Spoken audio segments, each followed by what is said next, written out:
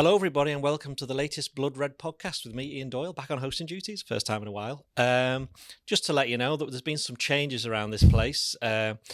Blood Red has been compelled to move into a new direction. And also on top of that, quite a lot of people today have decided to work from home. In other news, it's the Christmas do later tonight. I think those two things are linked. I couldn't possibly say that. So as you can probably tell, we are joined by our full-time Liverpool correspondent, both home and away. It's Paul Gorst. Hello. Hello. It's been a while since I've been introduced as that. It feels a bit of a throwback. But it was the old Jamesy thing, wasn't it? Yeah. I feel as though the people who've been hosting recently haven't really put that across. Accentuated the full-time Liverpool correspondent, both home and away. I feel like I should put that in my Twitter bio. Yeah. I'm surprised you haven't, to be honest. Yeah.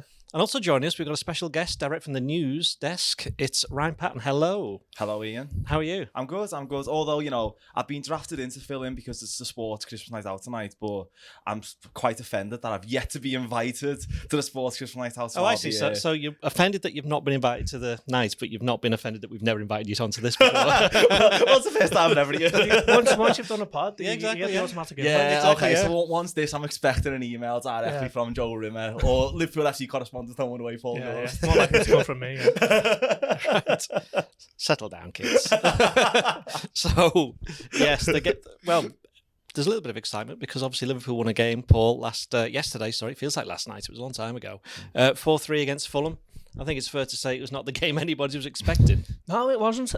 As I was walking up through Stanley Park on my way to the ground, I was thinking, got to be a real kind of hardy, die-hard true red to be coming out for this weather. I mean, it was absolutely freezing, and obviously we're there in a professional capacity, but the likes of Ryan were there as a supporter, and it was a bit of a sleepy, subdued sort of Sunday atmosphere. No one really could get up for it, and that sort of translated onto the pitch, didn't it? Liverpool started okay, well enough, but each time when they took the lead in the first half, just let complacency set in, which was a bit unlike Liverpool, really. Certainly this season at Anfield have been excellent, having games against Forest and Aston Villa and even West Ham to an extent. And this was totally different to what we've been able to watch this season. And in the end, it wasn't really a surprise, was it, when Bobby Reid pops up with the header at the back post to make it 3-2, because Liverpool just didn't kill the game off when they had the chances to. And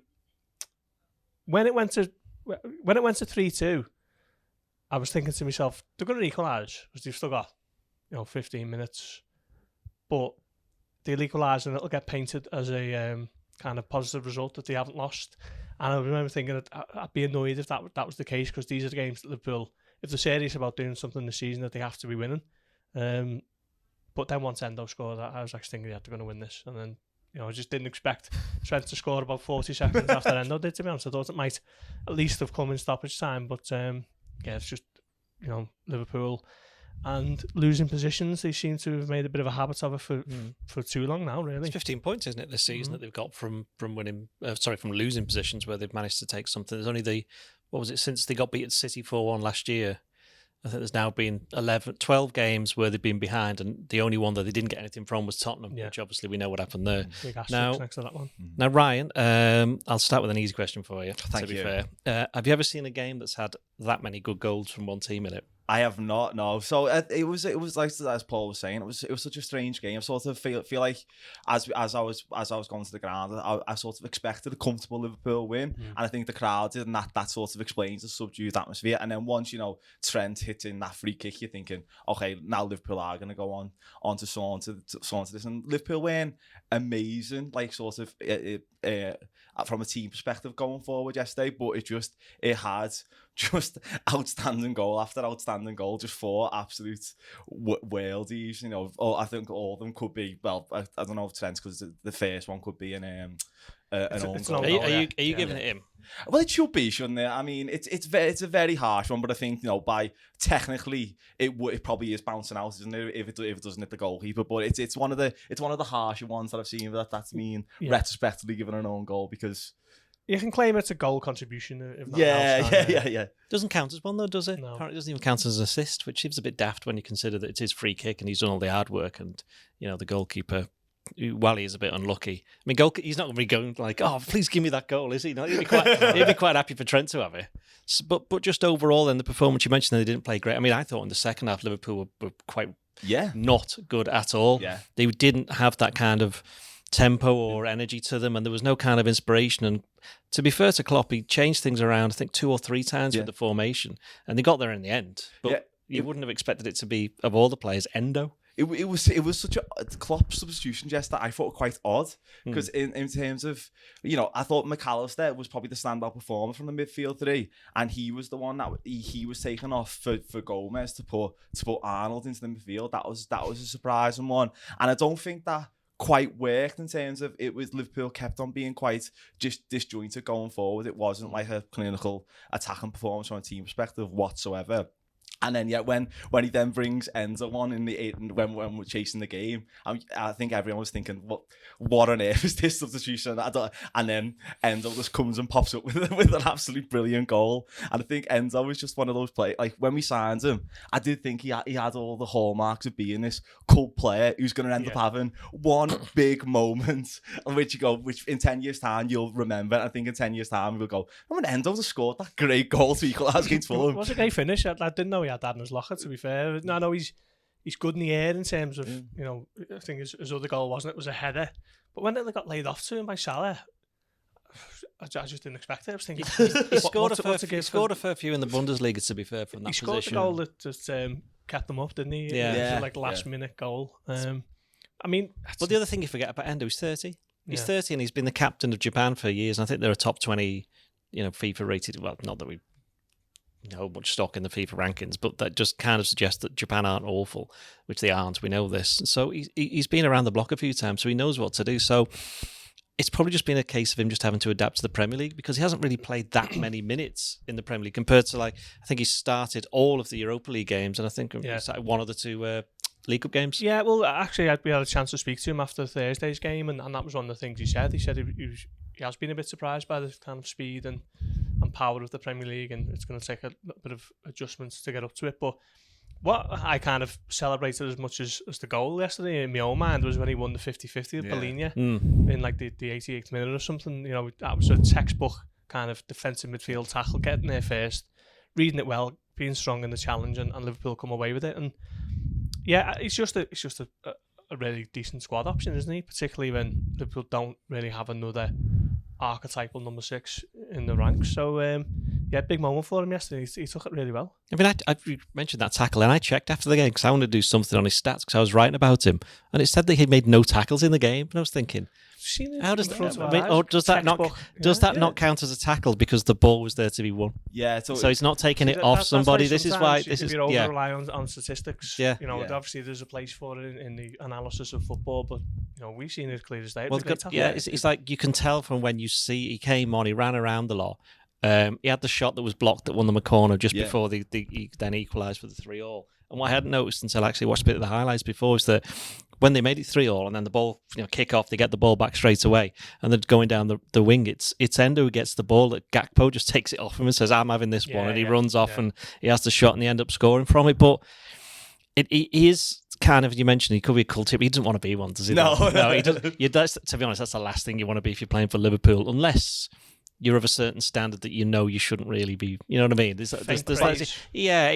like you're right. It is damning him with faint praise, but he's going to have to start playing more games now, isn't he? Because purely on the weight of the number of games that Liverpool got coming up, there's a lot of big games as well. And with the FA Cup draw against Arsenal, that's going to be another one. Interesting to see who plays in that one, but that's obviously a bit further down the line. But he's going to get the minutes because you mentioned McAllister. I mean, I asked Klopp after the game why he should have been substituted. He kind of got a bit angry with me. I said, had he taken a knock or was it tactical? And he thought I was kind of suggesting that he played poorly. But I was in agreement with you. I assumed he must have had a knock or something because I thought he'd been with Trent, the 2 best players on the pitch. Turns out he was a bit tired. And obviously Klopp's looking up further down the line. He got the game against Sheffield United on Wednesday, so on and so forth. And in the end, he got the substitutions right. But just going back to Endo, Do you think this might be an opportunity, or certainly something where he can kickstart his Liverpool career from this? Well, definitely, because I think, like you're saying, when he started, I think it was his first game, Newcastle away, and he looked really off the pace where he was getting caught on the ball a lot. Where, to be fair to him, Liverpool were down to 10 men after half exactly, an hour. And that is a difficult game in itself, and he obviously will need to take time to get up to speed with the Premier League. And then he had a bit of a poor performance in the Europa League as well. I can't remember one of the away from home games. And but I think Thursday was probably his best game so far for Liverpool. It was quite a very competent performance, but then you've got to take into account the standard of the opposition. But I think football's such a momentum game, isn't it? And when you have this moments that can act as a springboard, you've seen it so many times with players' careers where it can just one thing and then it leads to a great upturn in form. And the games come thick and fast in the festive period, but obviously we can't just rely on. I think McAllister sometimes looks a bit uncomfortable in the number 6 position anyway. So if Endo can sort of start in the Premier League and put in a similar performance like he did on Thursday in the league game, I think he's got it in him against weaker opposition. I think he'll start on Wednesday against Sheffield United. Can I just say, you've mentioned thick and fast and festive period there, so you can definitely get a job and work in the sports reporter. You can get all the cliches, tick them all off. All getting ticked off. I think with Endo, he's been a little bit unfair in the circumstances that he come into the club. Yeah. Liverpool trying to get Moise Caicedo for 110 million or whatever it was, fell through. Bring this lad in from Stuttgart who, unless you're a Bundesliga aficionado, not too many people had heard of him, without being disrespectful. I know I was certainly critical of it at the time, just what is going on here. And that was through no fault of his own, really. If Liverpool had signed Endo in June, you would have seen it as a bit, a pretty shrewd kind of squad building method of getting someone in there, and then you go after the rest of your main targets. The fact that they signed him the way that he did after the season started meant that there was a little bit of a different perception over how his signing should be greeted. But a few months into his tenure now, he's starting to show a little bit here and there of what he can do, isn't he? And I still think he will be, mainly a squad option. I don't really see him becoming a first choice where Liverpool are relying on him in major games, if they're going for the Premier League title in 2, 3, 4 months or whatever. But I think he's starting to show that he can be dependent on more than just playing the also runs in the Europa League. We'll come up to Trent in a minute. Just dwell a little bit on Dominic Szoboszlai. I mean, I've been not worried, but he was always going to have a drop off of form eventually, given how well he'd started his Liverpool career. But do you think the time might have come for maybe just to take him out of the starting lineup? I mean, you look at Harvey Elliott's been doing very well coming on. Probably due a start in the Premier League, I'd have thought. And you've also got the option of Curtis Jones as well. Yeah, 100%. I think Szoboszlai was the weakest of the midfield today yesterday, and I think it's sort of a continuation. He's definitely had a dip in form. He obviously started and just looked an absolute world beater. How was Liverpool the only team sort of we sort of got a signature without any competition, and but so it was a drop off was always going to come. He had that amazing. He scored 2 goals for Hungary in the international break, but I think even before the international break, he had a little drop off in form as well. And yesterday, he struggled to have any influence on the game whatsoever. He was quite anonymous, and when he had his early performances for Liverpool, when he was just all over the pitch, covering everywhere, he just had this energy that just meant that he just impossible to not impact the game.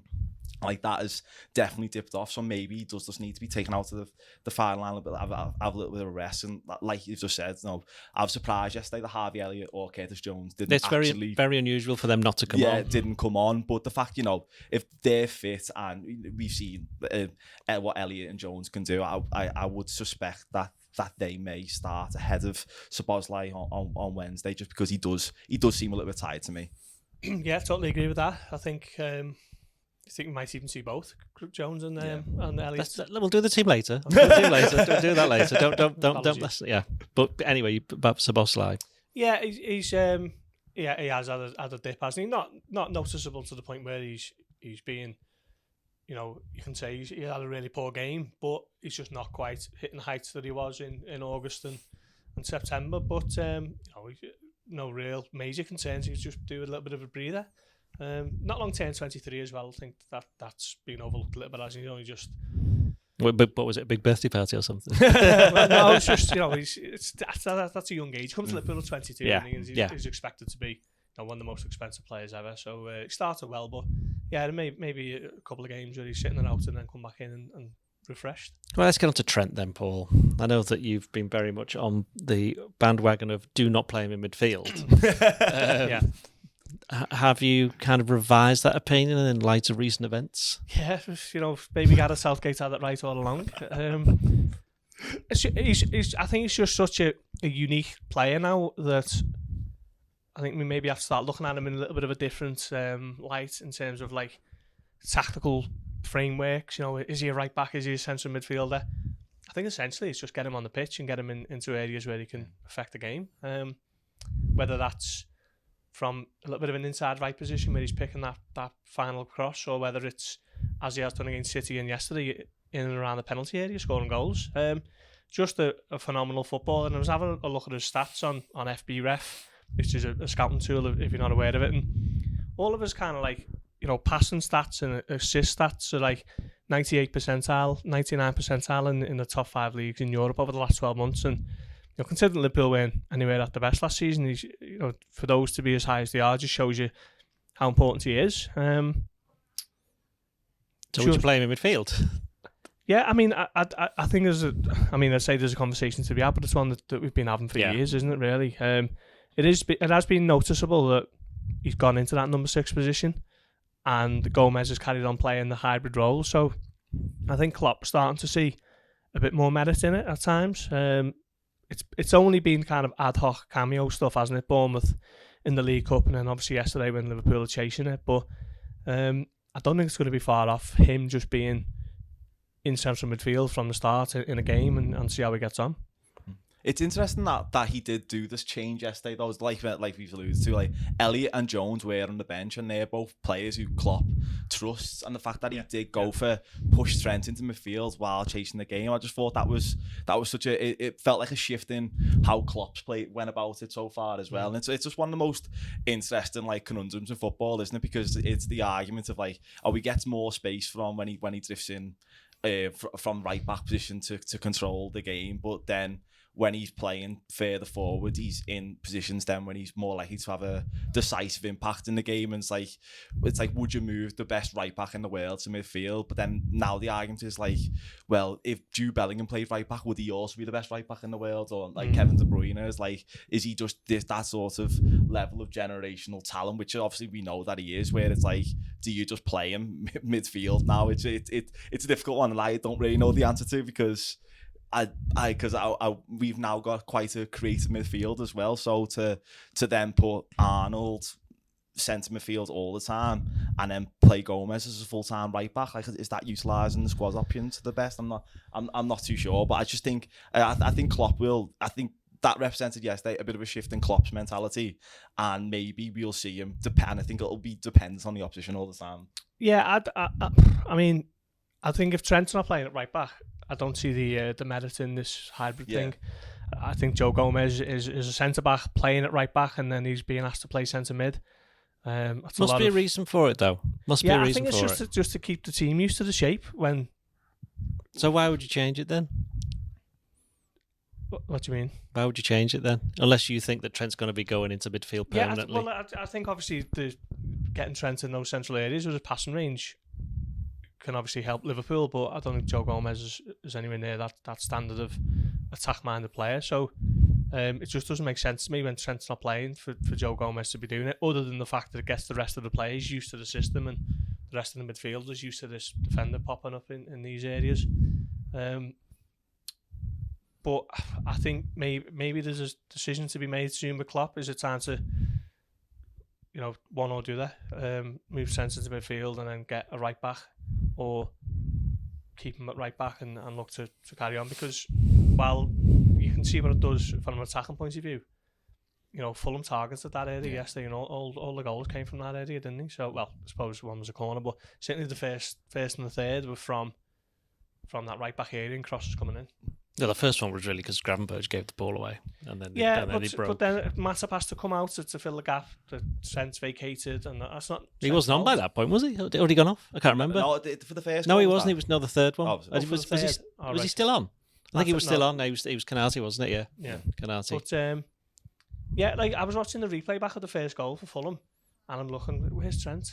And he ends up in a centre-back position because Matip's had to go over. Yeah. And, you know, okay, I get that not every system and formation is perfect, but it just feels like Liverpool are open to being caught in those areas. But if they carry on doing what they're doing. Just say we spoke about Gomez just then. I mean, how do you think we were talking about it before actually in the office? Just how do you think he's done this season? Because as far as I'm concerned, he's come on. Did he come on against? Did he come on against Newcastle? Wasn't he? When Van Dijk got sent off, because Gorst came on at the end. That's right. Yeah. Then he played a couple of games at centre back. Then he ended up playing some. He's been playing the cup games at right back. He played a left back against Luton. He came on at right back on yesterday. It was interesting because started right back against Wolves when Kwanzaa started with Kanate, and he's been playing that as the inverted right back role. It was interesting. Klopp said after the game, he made a point, just unprompted, just saying, Gomez, he put in some good balls. Perhaps, and he didn't say this, but we at the time we were saying somebody should have been on. There was certainly one where someone should have been on the end of it. Yeah, I think it was right near towards the end. But he's not really been renowned for that, but that's kind of been added to his game. Yeah, his delivery's not that bad. Like it's obviously not. It's not Trent Alexander-Arnold, but it's when he finds himself in those positions, sometimes his crossing's quite good. But he got an assist, didn't he, on Thursday for Diaz? Yeah. I think I was worried about Gomez, particularly last season, because he thought the injuries had just got on top of him too much. He'd had too many little stints out of the team, and whether he would rediscover that form, that was because he was a vital part in the title winning side, wasn't he? But I had written him off, to be honest, because he was so poor last season, and loads of casual errors where it would be like he would just that goal against where Leeds scored against the Anfield, where he just played Rodrigo in or something, I think. And but this season he's been brilliant, and like it's good. I really like him as a player. I think he's got a lot of ability, and like there's a lot to like about how he approaches the game. So it's like I want him to do well. So the fact that whenever he's been called on this season, he's just been really good, and it's been the same with Matip as well. Matip was another one I'd sort of written him off, thinking he's just at the tail end, and I think Matip, I know it seems to have got a really really bad injury now, but this season both of them, whenever they've been called upon, they've not let us down at all. Yeah, I think Gomez is having a really good season. I'd agree with everything you said there, Ryan, in terms of last season. It looked like he was really struggling, but I think because he's been at Liverpool for such a while, and he kind of preceded the Klopp era, that you forget that I think he's only 26, isn't he? Yes, he's longest serving player, isn't he? Yeah. Signed a new contract last summer, was it? Yeah. So, if he just keeps on doing this, little bit of a utility man, isn't he? I don't mean that to sound like Endo, we're damning him with faint praise, but he's having a really good season, coming in when he needs to, and I'm sure he'd like to be playing centre-back every week, but at the moment he's got a good, solid little niche in the squad, and just need to keep her up. Now, another player who's been at Liverpool, probably actually I think it's about as long as Gomez, is he was in goal yesterday, which is Kelleher. Now, obviously he's not played anywhere near as many games, Paul, and the fact that was only his 6th Premier League start in that entire time. Admittedly, it's been 4 years since he made his debut, so how did you think it went? Yeah, I mean, I'd be worried if Alisson's injury is worse than we first feared. Klopp was kind of saying that he expects maybe he'll be back for Palace, but he didn't have a great game yesterday, did he? I thought he could have done better with Tete's goal. Possibly could have done better with the first one, if that's not being too harsh. But yeah, I mean, he's a really good backup for Europa League games and cup games and whatever else. But I just hope Alisson's back. Do you think he just needs a run of games though? Maybe, because when he's played, yeah. But I think the problem they've got is that obviously Liverpool are set up to play with Alisson as the goalkeeper, because they know quite well he's good at one-on-ones and he can come out and sweep up. Now Kelleher's actually quite good with the ball at his feet, although there were 1 or 2 moments yesterday where things got a bit nervy. But then we've seen Alisson do that in the game at Man City, for example. So that can happen to anybody, but he doesn't seem as good on the one-on-ones, but then that's something that you can only learn over time from constant exposure to those kind of situations. You could do it 1 million times in training, but it's nowhere near. Yeah, I mean, he could benefit from a run the side, couldn't he? But ultimately, if Alisson's fit, Alisson's playing, because I think I'd like to hear your thoughts on this, but he's certainly the best goalkeeper I've ever seen for Liverpool, Alisson Becker. So if he's fit, he's playing. It was either him or insert name of not a very good goalkeeper who's played for Liverpool. Just can't think of anything. I mean, even Peggy FX had was he had his moments, but he wasn't the worst goalkeeper I've ever seen. Michael Stensgaard, remember him? He never played. He had the ironing board incident, didn't he? So he could never play. This other one, Jørgen Nielsen. This is just me just regaling all of the old Liverpool reserve goalkeepers who never played. Tony Warner. Tony Warner. Warner. Tony Yeah, Warner's yeah. the one, yeah. Diego Cavalieri played. Daniele Padelli, he was in for one game. Paul Jones was on loan. Yeah. Emergency loan. Obviously, there was my time. There was Mike Cooper. Obviously, you got Grobbelaar, James, Friedel. Friedel, forget he played for Liverpool. Vesterveld, Kirkland, Dudek. Have we done them? Carson. Oh yeah, Carson. Carrius. Carrius. Mignolet. Checking history of I've missed goalkeepers. somebody. Who we missed out here? There's a main Rayner. Really Obviously, I knew there was one we'd missed out. Any more? We need Theo for this. Yeah. He played 20 minutes at a friendly. In answer to, well, not in answer to your question because it wasn't your question, but I think obviously Kelleher is going to be in goal against Sheffield United.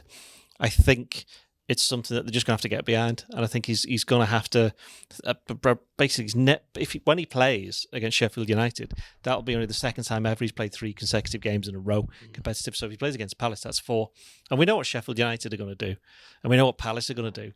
Now there's never any question marks over his shot stuff. I know there was the 2 mistakes for the goals, but that can just happen. It's just unfortunate that it all happened in the same game in the one where people are going to be looking at him. Yeah.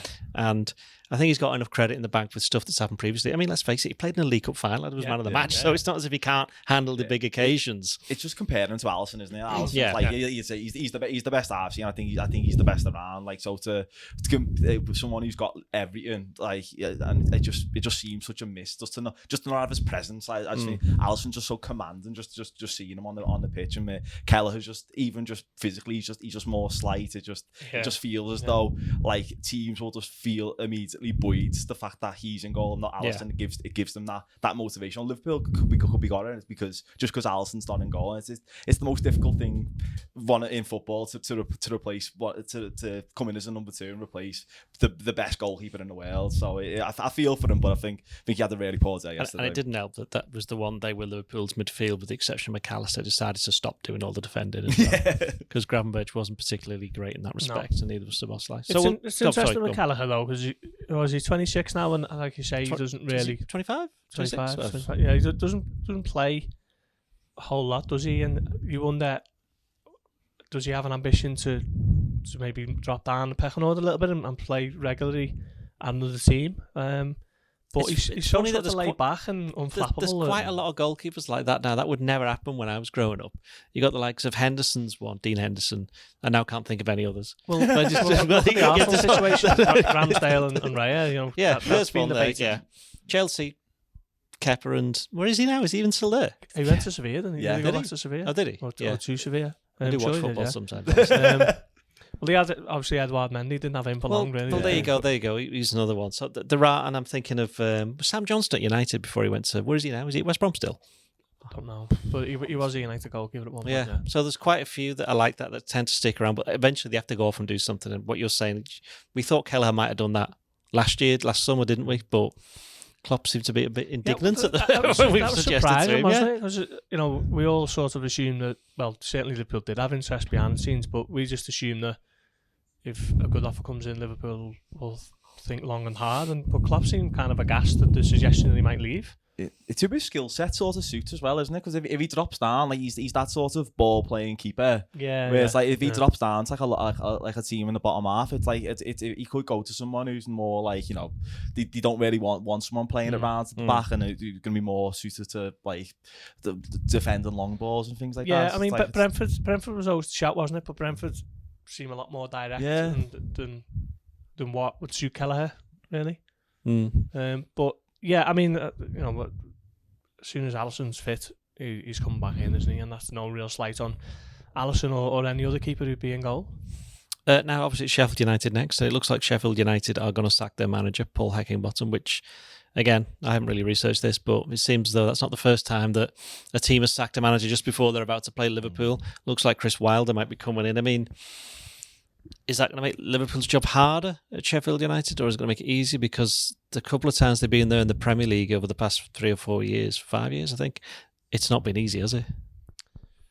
I mean, I don't know how much of an impact he'd be able to have now if he come in, Chris Wilder, other than just, you know, a bit of a team talk before the game. I think, imagine all the analysis will be done tomorrow. As the time of recording, Heckenbottom is still officially the manager. But yeah, I mean, they've conceded 39 goals, Sheffield United, and that's 7 more than the next lowest. I mean, to be fair, about 25 of them are against Newcastle. Yeah, and the rest of them are against Burnley. But that is some record already, isn't there? So I've got a feeling that Klopp might go strong with the attacking numbers and look to just blow them away and get it all done, dusted, handy. It never works like that, Paul. Come on. How long have you been doing this job? But it should. But it doesn't. It doesn't. We'll see. Anyway, yeah. So Sheffield United, would you be concerned about? It's always a frustrating position in football, isn't it? Because it's like it's the unknown of when someone they get the new manager bounce, or when it's like that they put in a good performance for the old manager who's just departed. Like it changes the sort of the dynamics of the game so much. Just having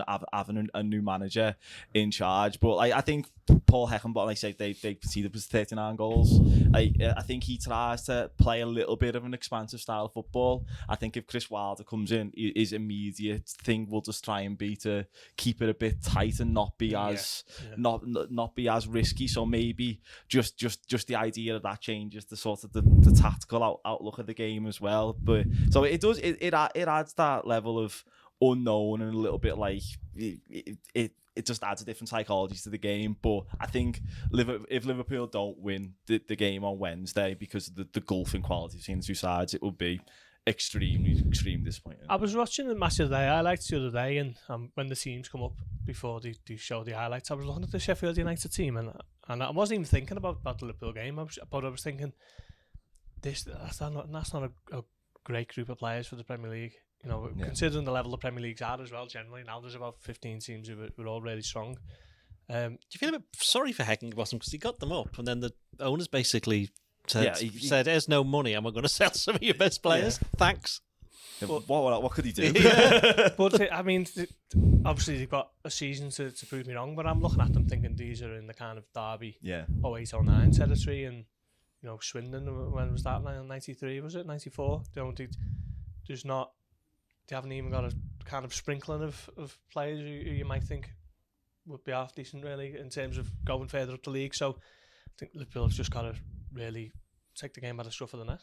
Now, Liverpool are up to second in the table. They're only 2 points behind Arsenal, who obviously we've mentioned before. They've drawn them in the FA Cup. I mean, just a quick word on that. Are you surprised that Liverpool should get a Premier League team in the FA Cup third round draw for the 6th time in the last 7 years, while some other teams play, I don't know, Echo FC at home? It'd be a tough game that against City. Yeah, exactly. Yeah, bring me boots. No, I'm not, because you know,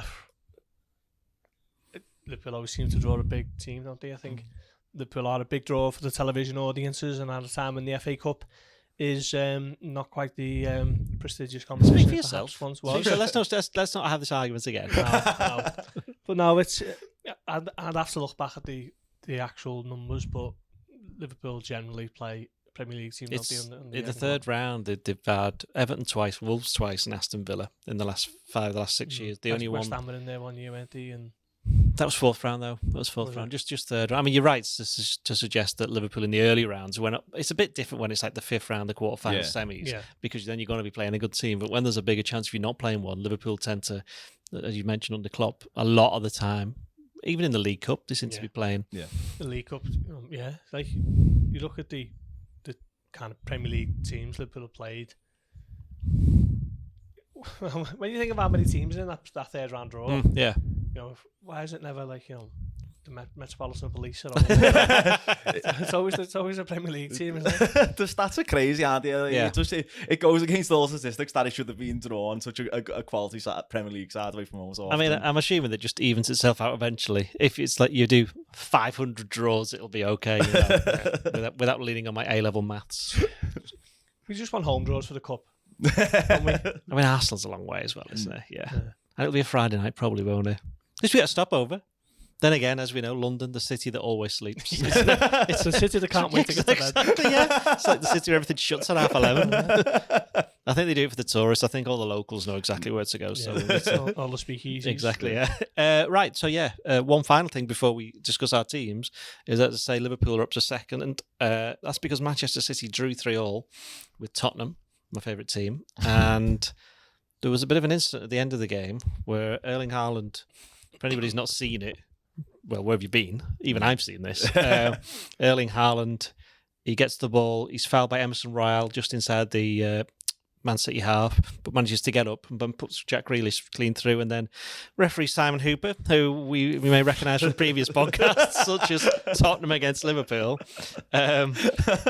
he blows the whistle. Now, irrespective of who you support, that was an absolutely ridiculous decision, wasn't it? Yeah, it's crazy, isn't it?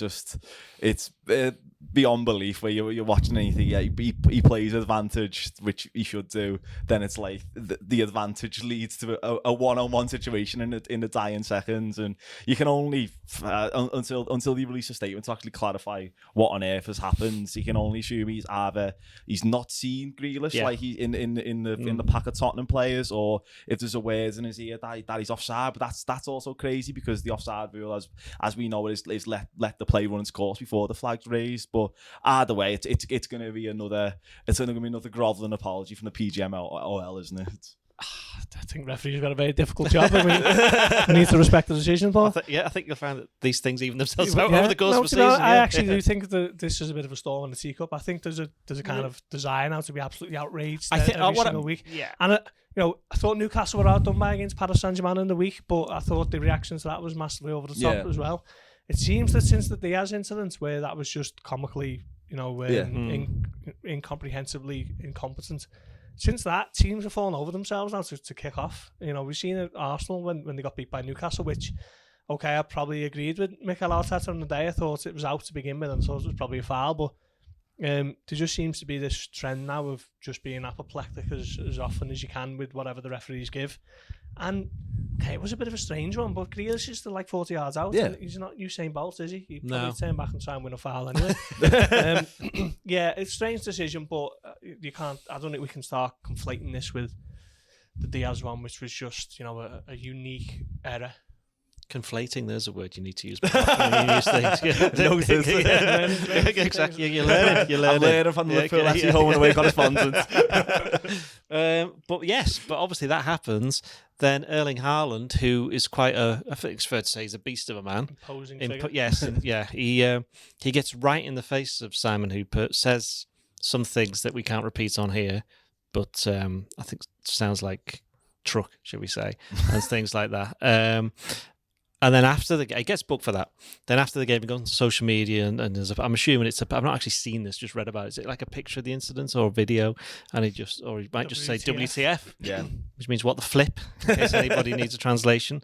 Now, Virgil van Dijk got an extra 1-match ban for his reaction to being sent off at Newcastle, which at the time I remember just thinking, when people were talking about it, going, well, no, actually, because it's just, he's not touched the referee. He hasn't called him anything from what we gathered. It was just obviously a very strong reaction to a decision that he thought was wrong, and whether you think it's right or wrong is irrelevant. It's just his reaction to it. Football's an emotional game. You see that they want that from the fans on the pitch. You want it from the players up to a certain point. Like there's a certain line you can't go over. But at the time, I thought Van Dijk hadn't crossed that line. He was already being sent off anyway, so that would have been the end of it. But he was. Because it's early in the season, we know the way these things work when they bring in a new initiative or they try and reimpose an initiative, such as the respect for referees, which is the fact that they have to do that is not a good sign anyway, but it's much needed, and it's obviously very honourable intentions with it, and there should be more respect for referees. But there has to be consistency in the way that incidents are dealt with. So that brings us back to Haaland.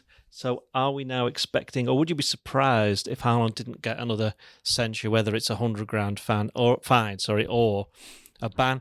Or is it because he hasn't been banned initially that makes it a bit more difficult to impose a ban? Yeah, I think the thing with Van Dijk, what made it more kind of jarring was you used to seeing him being quite smooth and relaxed and unruffled, aren't you? And he was really, he'd lost his rag that day. You could say Haaland's the same because the accusation for him is that he's a robot, which clearly he isn't. Yeah. Right, but that he's shown such emotion.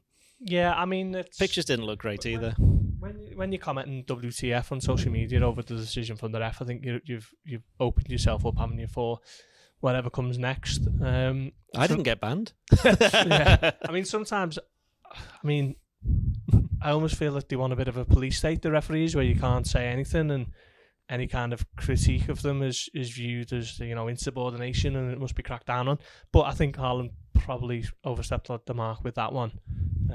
So it'll be interesting to see what happens. Van Dijk got fined $100,000 for his outburst. We'll see if Haaland gets similar. My view of consistency is that neither of them should have had anything. Certainly not a ban, and probably fine, yeah, but not a ban. But also, you go back to the things that were very noticeable early in the season, adding loads of time on at the end of games, bookings for doing that, for simulating the yellow, kicking the ball away, and flipping on the refs, and all those have just quietly just gone away, haven't they? But the added time didn't. Well, it played didn't 20 minutes. I know it was down for about 20 minutes, but generally, you're starting to see more like 3 or 4 minutes added on, like the way we've been used to. So it's almost like these things that were prevalent earlier in the season have just gone away, and Liverpool were being impacted by that. McAllister got one of his yellow cards.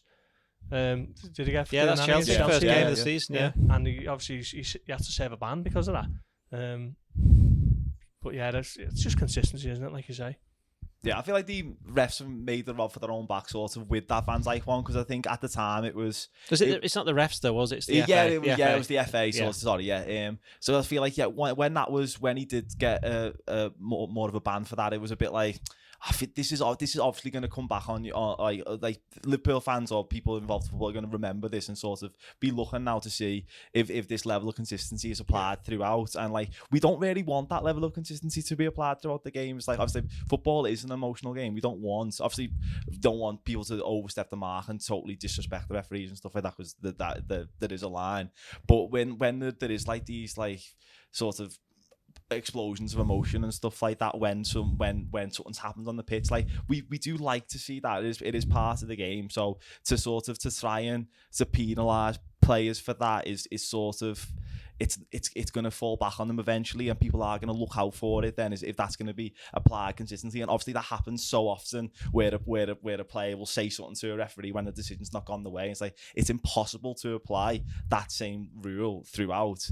With the Haaland one, I think because this is such a high profile incident, and because he's now gone on to social media after it, I feel like he probably will get something because of the high profile nature of it. But obviously it's not being applied or wholesale throughout the game, because it's been so many times. But you can lip read obviously when a player said something awful to a referee and nothing's happened to them. Now an exciting bit. Now we get to be Jurgen Klopp for this. Oh, bit. Yeah. We're gonna pick our teams for who they playing? Sheffield United at Bramall Lane on Wednesday. Right, so we go on Kelleher in goal. Yes. Now, Paul, I'll let you pick your 4 defenders first. Yeah, I wonder whether Gomez might come in at left back, actually, just to give Tsimikas a little bit of a breather. The last thing he wants is him pulling up with a muscle injury, because I'm going to need left backs, have they? So I think Gomez might come in there, Trent to start, and Konate as obviously Matip is set for a spell on the sidelines. Right, your defence? Well, I think Tsimikas was probably one of our best players yesterday. When he came back into the team, he was a bit dodgy at times, wasn't he? But I think he's played his way back into form. But I was going to start him, but I agree with your point there, really. I'm agreeing with the Liverpool FC correspondence home and away there. We're getting good manage out of this home and away thing, aren't we? Making up for lost time. Yeah, I'm going to go for the same back four, just because Tsimikas did exert a lot of energy yesterday, and if he pulls up, then it's going to be a big problem. And also, he assaulted a steward as well. Yeah. He did not assault a steward, by the way. It's just funny. You look it up on social media. I actually, because the games are coming, the turnaround's quite quick, I think Gomez will be better needed against Palace, so I'm sticking with Tsimikas, and about have Konate, Van Dijk and Trent. So midfield then, right? You sticking with 3 in midfield? Yes. I think we'll do the 3 in midfield. It's a difficult one in midfield, isn't it? 'Cause I think Curtis Jones will definitely come in for Gravenberch. I don't think he'll do the complete wholesale changes of like doing an Endo, Jones and Elliott one, because that seems a bit too much disruption. But I think Jones, McAllister, and I'm tempted to say Endo and pay McAllister favour forwards. It's that a bit of a crazy one? I don't know. Maybe It's your team. I'm gonna stick with exactly, it. Yeah, I'm gonna stick On with it. your head, I'm gonna go Enzo, Jones, McAllister. I think he'll stick with McAllister. I think it's either or, isn't it, with him or Endo? I think Endo might be played Saturday lunchtime. Yeah, I'll go McAllister, Jones, and Elliott. I agree with that. I agree. That's what I think it will be as well. And your forward line then? Yeah, I mean Salah's obviously going to start on the right.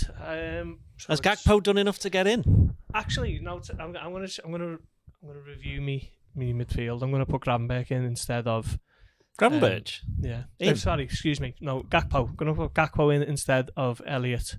And he's gonna play furthest forward. They're gonna go a little bit of a 4-2-3-1 with Salah, Núñez, and Diaz. I feel like Gakpo will definitely play because he was really good when he came on as well and looked like he had loads of energy. I think Salah definitely. I'll go maybe Núñez will have a rest. I'll go Salah, Gakpo, Diaz. I agree as well. I think there's a good chance for Núñez to bag a few, to be honest. He'll get a few chances. I think there are. Well, in that case, that might be a chance for him not to play then, if you see what I mean. Because if he needs, if it's going to be a game where they're going to have loads of chances, then possibly bring him on at the end where he can score some. But it's going to be a more difficult game at Palace. Save him for that. Mm. There's method in me, man. There's method in me, man. Palace is the tough one, isn't it? Yeah, it's terrible to get to. Yeah. Yeah, you're not going, are you? No, I'm off that weekend. Yeah, wisely picked. So final thing, score prediction. 3-0. Yeah, I was going to say 3-0 actually. To Liverpool. To Liverpool. Yeah. Sheffield United. Also 3 Liverpool. Yeah, 3-0. I'm going to go 3-1. I think Sheffield United will score. And one of their goals is worth 5, so Liverpool actually lose 5-3. Right, that should do us. Thanks a lot, Ryan, for joining us. Pleasure. You might be welcome back soon, depending on whether anybody else can be bothered coming into the office anymore. Yeah, I look forward to it's just me and Doyle. Yeah, exactly. Otherwise, it's going to be in conversation, which might get a little bit boring after a while. But that's it for now. Cheerio.